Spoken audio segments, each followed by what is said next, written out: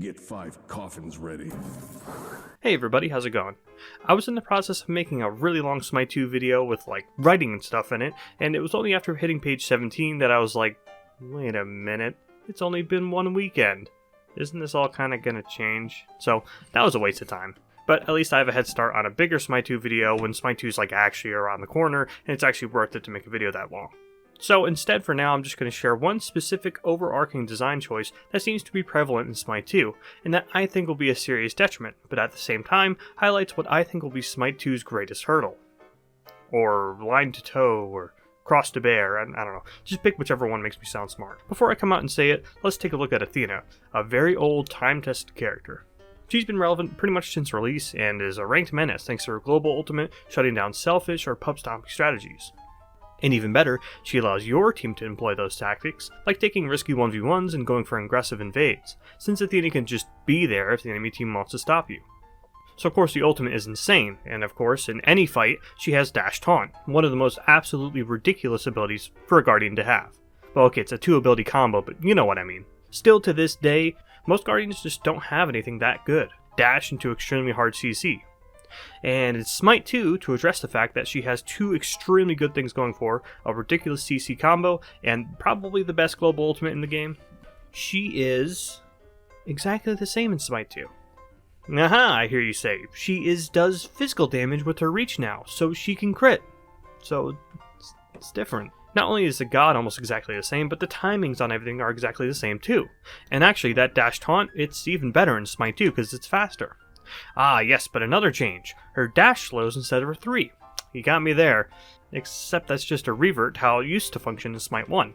You probably see where I'm getting at here. Gods who have been around for 10 years now function almost exactly the same as they used to have. And seem to have very lazy, see, they're different now kind of changes. Like Bacchus' basic attack doing damage after his 1. Okay. Loki's invis resetting after a kill, and Chalk being able to recall his hammer. And another reversion being Fenrir's 3 being able to crit again. None of these changes do anything, pretty much, and the whole you can crit on Athena now and I'd one-shot people and stuff. Not only sounds like something only Smurfs would do, but would just be terrible in high-level play anyways, so what's the point of that change? And speaking of high-level play, what does it do? It determines how a vast majority of people play, i.e. creates metas. So it's all cool and fun that characters can have these different ways to scale their abilities with strength and intelligence, or both, but at the end of the day, the meta builds are still the meta builds. So once those get figured out, what happens? We're stuck playing the same old gods who play exactly like they did in Smite 1, right? But the biggest stickler here is the fact that the mechanics simply don't seem to be changing in Smite 2, despite the huge game engine change. One good example that inspired this video is Athena ult. Why does Athena ult still just have her sitting there while finding an ally to lock onto? Shouldn't she be hoisted up by angels or horse angels or something where she has to select an ally while looking at the entire map? Maybe like Chernobog, except she can move around in the sky. I don't know, something different.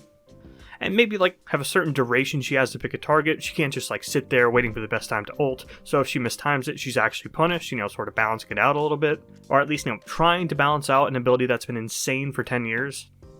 That's literally something I came up while eating grapefruits from a jar. Hi-Rez has said about 3.2 kajillion bajillion times that Unreal Engine 5 is going to allow them to do new stuff. But I'm not seeing any of that. But okay. If it ain't broke, don't fix it, right? But the smoking gun here is Hecate. This god looks so boring.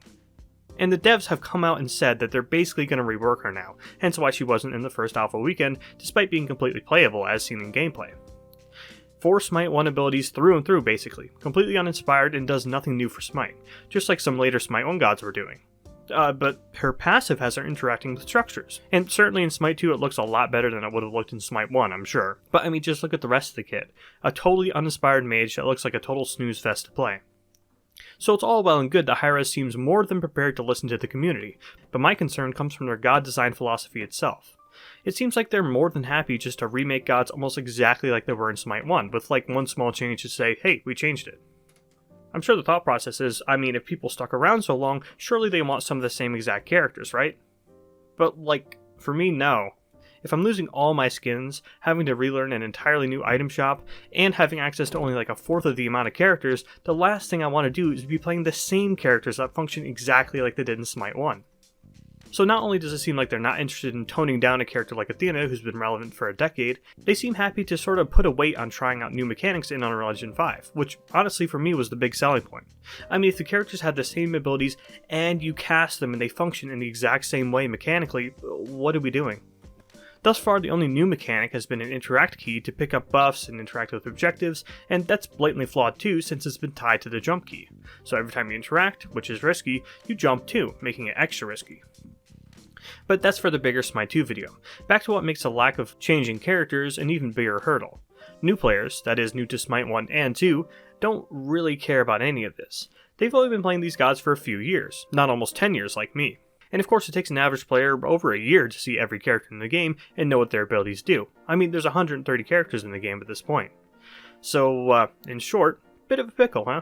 You've got people like me who are bored to death of these old gods and was expecting at least a smidge more changes to these ancient characters, particularly characters who've been good for an overwhelming amount of time, again like Athena.